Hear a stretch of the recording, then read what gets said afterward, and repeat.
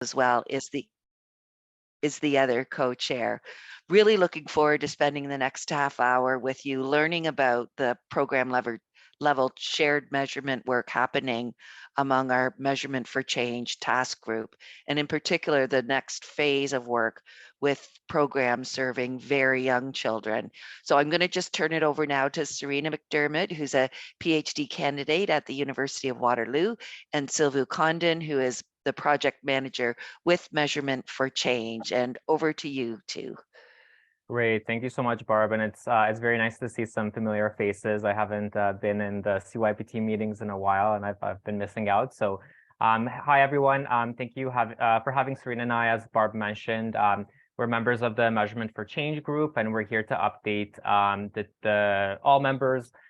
Just a little bit about who we are, a quick synopsis of who we are and how we got to this point. To showcase some of the outputs and deliverables and key findings from our first phase of our pilot, which just is wrapping up at the end of the month, and to discuss maybe some future directions we hope to move into and potentially a new phase starting in July. Thanks. So as everyone mentioned, my name is Serena McDermott, and I'm going to share along with Silvu. I always like to start with this reminder of what is our mission, what's that North Star that we have that we're all sharing, and we all are working collectively within the CYPT as one system to really maximize well-being for children and youth and families in our region. And what does it mean to maximize well-being? There's a lot of features that are associated with well-being. And as folks might remember, back in 2018, many priorities were evaluated. So what can be that central focus area that we target in order to get at well-being? And that working group who did that great work recommended belonging as the central focus. So I really like this image with that child and youth in the center. And then, seeing how all these different features contribute to their well-being and how each of those features is then in turn influenced by their sense of belonging. And you can read more about this in the great document, Building a Case for Child and Youth Belonging, that I've featured there. So anyway, we come at this work with the central focus on wanting to address belonging so that we can improve child and youth and family well-being. Great, and we're really kind of moving forward the needle on looking at belonging, but from a more research and evaluation-based angle. And so our team here, you can see all of our smiling faces there. We're a team of various community members, representatives from the University of Waterloo, as well as members of the CYPT backbone. And we really kind of developed this team to kind of support programs in Waterloo region to better collect data across the shared measurement focus area, which in this case is belonging, and to really build opportunities for organizations and programs to share data centrally and to start exploring some potential interventions when it comes to improving the level of belonging for their participants. So we emerged from a group formerly known as the Sandbox Group into a group known as the Wellbeing Shared Measurement Database Group, to now Measurement for Change as a simplified name that encompasses all the work we're doing. And I think I don't want to make assumptions about the backgrounds of the folks who are here. So I'll just take a quick moment to kind of share this idea that measurement, it's maybe not the flashiest topic, but it is really beneficial and necessary. Really why I feel very passionate about it is because with information, we can make better targeted interventions, better targeted programs that are more effective and do the things we want them to do. If we're not measuring, we can't understand that. What the impact that our programs are making. And then the other kind of key feature is that funders also understand the importance of data collection, so they're asking for this as well. So we really want this idea of measurement to be on your radar. And we do recognize that measurement is challenging. And Saba said something earlier about kind of trying to take the burden off of folks' shoulders. So I think that's what we're trying to do, is we recognize that lots of barriers exist to doing measurement. So we're here to help address some of those. So we had a very busy 12 months as part of this first piloting phase, and this was funded by the Ontario Trillium Foundation, which really seeks to support partnerships and capacity building across organizations and communities across Ontario. And so we had a number of outcomes and goals and objectives that we met throughout the last 12 months, the main being the Waterloo Region Belonging Survey, and this is the youth version that was produced by us. And we kind of took an approach where we balanced question and response standardization with having kind of a customizable array of questions or a category or catalog of questions for piloting organizations who are interested in using questions to better understand the level of belonging that their program participants had. We also kind of valued the ease of access and use of our survey. So we made sure that it was, tech friendly, that it was free, and it kind of had accessibility potential in terms of translations and things like that. And we went through a validation process, largely through the University of Waterloo's help, and Serena here, who ensured that the survey questions were validated and rigorous in a scientific manner so that they could be used to get exactly at what we're trying to ask when it comes to program level belonging. Overall, we also created a platform where we partnered with Logical Outcomes, which is a provider that provides kind of tech knowledge and know-how to different kind of community and for-profit organizations. And so we developed a platform for piloting organizations to actually view their data. And this was, again, prioritized in terms of accessibility and use and action-oriented reports that allow programs to disaggregate their data to better understand what's happening within their programs. And finally, we're kind of focusing on this area quite heavily at this point at the end tail of the year, but building research capacity and capacity more generally with organizations. So we are kind of developing resources in terms of best practices on conducting ethical research and program evaluations. Serena primarily, but the rest of us have also been meeting with organizations to review and recommend ways to use that data. And we're really thinking about how do we develop capacity for frontline staff and other members who are tasked with collecting data and oftentimes collecting very sensitive information like demographic data as well. So kind of a lot of stuff there, but the main idea is that we've got 3 things that we've done. We've built a survey, we've built a platform where you can look at your results from the survey, and we're working currently to make sure that everyone has the skills and supports and resources that they need in order to use the data that they've collected. So I'll just, and grand finale, ultimately, we're trying to facilitate change.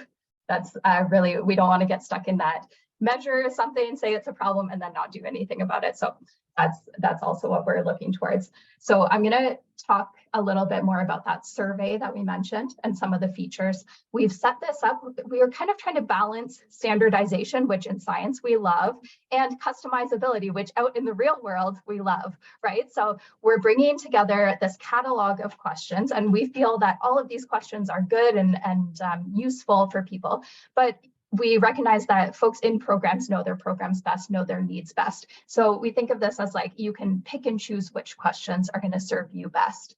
And you're going to have questions about the sense of belonging to the community at large, sense of belonging to specific programs, and then some demographic questions. And just to show you a little bit more about this, we built an online survey. You see things like this, choosing agreement with different statements. And we have this feature where we piped in text. So, we're not having to remake the survey entirely every time. That helps us to be able to offer this at no cost. It means that the surveys are going to be electronically administered. So there's no data entry, no having to collect up forms, things like that. And this has gone through the Community Research Ethics Office. So we've been able to address those concerns around consent, around privacy, around making sure that the data is collected in an ethical way, which is, so important. But if this is not your primary job, collecting data, it's hard to know exactly how to do that and, have that at the center of what you're doing. And then, as I mentioned as well, on top of that survey, we have the platform where you can look at your data. So the way that it's set up is the data is collected electronically and then automatically goes right into this Power BI report so that you're able to start to make use of the data, start to look at it and figure out what is the story that this information is telling you. And we're working with our partner organizations to do some of this interpretation of the data. What does this data tell you you should be doing next? If you're wondering from the data that was collected so far, I just want to give a quick shout out to the belonging webinar that is up on the CYPT YouTube page. So if you're wondering more about the actual data that was collected, you can go there to take a look at that. Oh, no, I don't want to play it. There we go. Great. And as mentioned, we're also really focusing on building tools and capacity resources for organizations. And so we're developing these digital workbooks / manual to support both future organizations who are interested in using our tool and piloting our tool, but also just anyone in the community who's interested in improving their data collection capacity. And that includes, as mentioned, frontline staff. So we're in that process of developing kind of different seminars or sessions across these manuals that we hope would really target some of the challenges and barriers and gaps that organizations face when it comes to understanding data collection. And as it was kind of a concluding funded period of 12 months, we launched an evaluation process as well, which we're wrapping up now, which was meant to really look at some of the key findings and lessons learned from the pilot that can be shared throughout the CYPT and beyond. So Serena and I are also going to share a couple, just a quick highlights from that experience. I know we don't have quite a lot of time left, so we'll rush as much as we can. Thanks. So Sylvia and I actually presented this very recently. Just last week, we were up in Thunder Bay talking with folks from across Canada about community campus collaborations and really getting to showcase the work of the CYPT. And that was really interesting for me because I got to realize like how unique and wonderful this structure that we have set up here with the CYPT is. So when we looked back at this whole project, the Measurement for Change project, we thought about what really worked well. And having the CYPT and using that collective impact model, we really recognized that that's something that really allowed the Measurement for Change team to flourish. We had this shared measurement across the organization. And we also, because we had this kind of strong community that we were working with it, we were able to conduct a really thorough needs assessment before the project began. Something else that worked well, and I'll hand it over to Sylvia here. So one thing that worked really well was just having diversity in terms of our team. As mentioned, we're made up of various community organizations, university representatives, and CYPT members. And so we all bring in kind of a unique or diverse perspective, and everybody has a vested interest in child and youth well-being. So one thing that was really interesting was hearing kind of the data collection processes within each member on the team. So some of them representing grassroots organizations, smaller organizations, or larger organizations. And we've had kind of a flow of members throughout our period of planning and implementation. And we also have a variety of skill sets, which is quite important. So members of our team naturally take on different roles. So for example, somebody's kind of leading communications and community engagement. Others are focusing on academic research, others focusing on administration and project management. One thing that's worth mentioning as well is that we've had a very engaged donor, our primary donor, OTF, in this process as well. And they really prioritize that capacity building and sharing of tools, which we know allows for or enables synergies across the Ontario, not just with our community here in Waterloo, but beyond, to look at similar interventions that are happening and to kind of build knowledge areas across. Great. And the last feature that has worked really well that we want to highlight is this collaboration between the University of Waterloo campus and the community. And I know that CYPT is looking to explore even more community campus collaborations with other institutions. Like, we're such a fortunate region that we have so many post-secondary institutions here for collaboration. So we really felt that this was, very mutually beneficial. Everyone who's at that table working in this collaboration is bringing something and able to take something away and learn.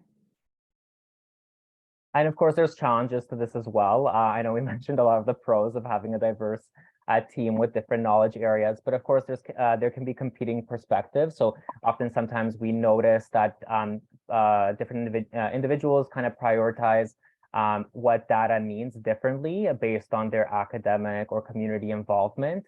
And so we had to really kind of think about, how do we bridge academia with the community and the non-for-profit world, where data collection is more so focused on, having a pulse check on how programs are doing versus, the rigorous randomized sample type studies that academia usually funds and implements. So we kind of came together, we try to find a nice balance, and we're at that sweet spot where we're able to have very in-depth conversations about limitations, but also understanding the capabilities and capacities of organizations to move this work forward so that they have their own data collection capabilities in the future. And just a couple other things, I know I forgot to quickly mention them. We also recognize that you have to have kind of a right amount of engagement with community stakeholders. Everybody's overwhelmed, everybody's over-surveyed. And so we try to take a very agile and flexible approach with our piloting organizations, not to overtax them. And of course, overall, there's always issues with survey respondent recruitment and response rates. And that's something we're constantly thinking about and trying to improve every time we're doing a pilot. Hi, Sylvie. This is your 5-minute warning. Perfect. Okay. Thank you. So let's talk about what's coming next. Sylvia, I think you're going to take the lead on this one, right? Sure, and feel free to jump in after. Just quickly, a couple of things that are upcoming in the last couple of minutes we have.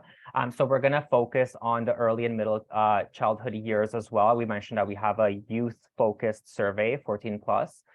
We wanted to have something accessible for younger program participants to ensure that their input is also shared with program staff. So we're currently in the process of developing that and validating it. And Serena might mention a couple words on that. We're also developing that training workshop manual and accompanying briefs that help organizations better collect data. So when to ask different demographic questions, how to increase response rate, things like that.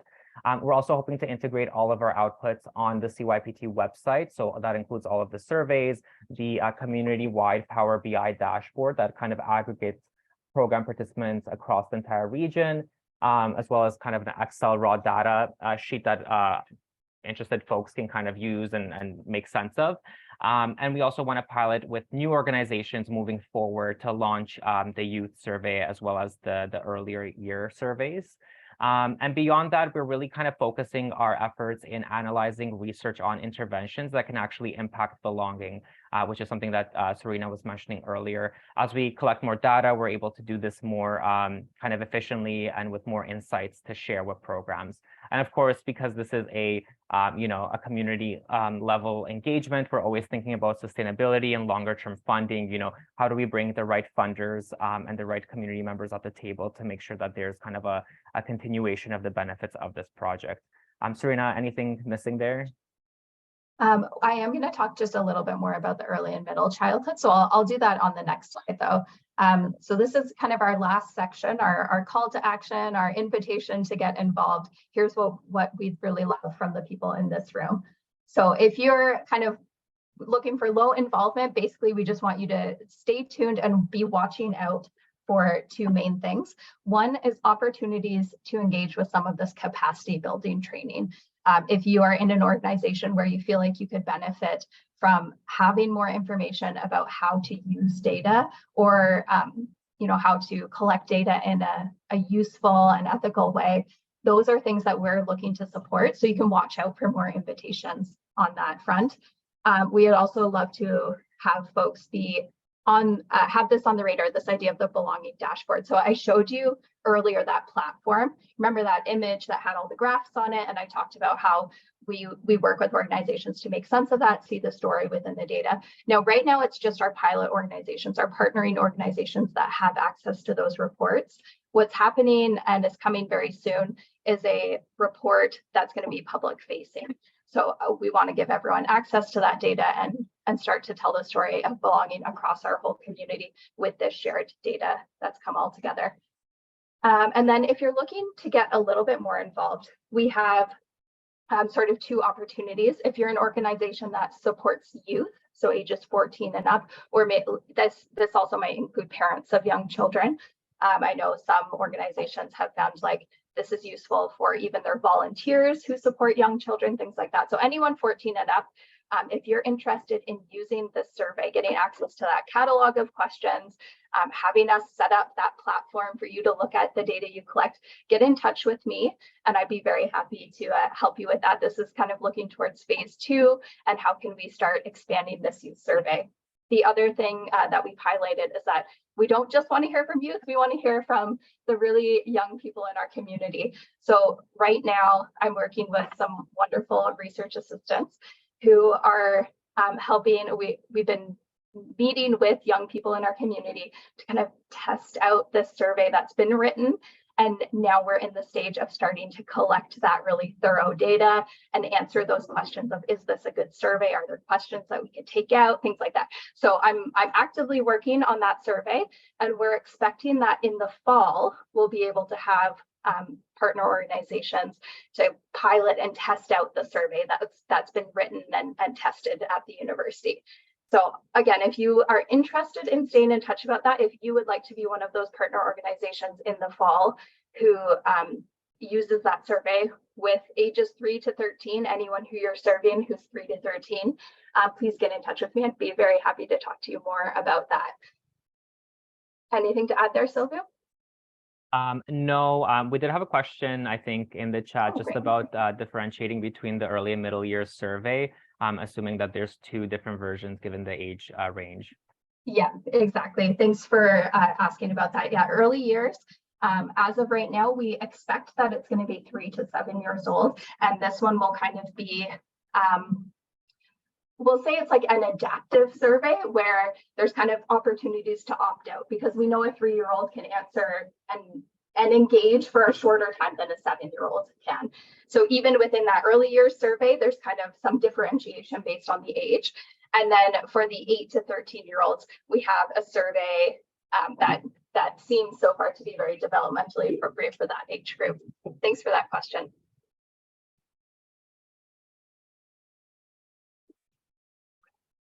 Well, I see Lori's hand is up. Sorry, I have one other question. I'm just wondering, is there overlap between the youth belonging survey for the 14 plus and the youth impact survey? I'm just a little worried about survey fatigue. Yes, that's a good point. When we developed our survey, it was in consideration that we wanted to include different standardized questions that were asked in the youth impact survey so that we can actually analyze our data in comparison to the respondents of the youth impact survey. So there's quite a lot of coherence between our survey and the youth impact survey, but we've developed it further to really focus on the program level areas as well. So not just community belonging as a whole, but the program areas as well. But in the Power BI reports, we do make mention of the responses from the youth impact survey in comparison to those from a program. But totally agree with the survey, exhaustion out there. So yeah, we're very mindful and always thinking about that as well. Mm-hmm. And Lori, I'll just highlight too that the youth impact survey we run like community wide for a certain amount of time, like for 5 weeks. This survey that we've designed is something that an organization chooses when and how and if they collect that data. So for most of our partner organizations, it was on a certain date when the program was running. They would invite everyone who was in the room at that time to spend 5 minutes on doing the survey. So it's a little bit different. It's not this like community-wide call out.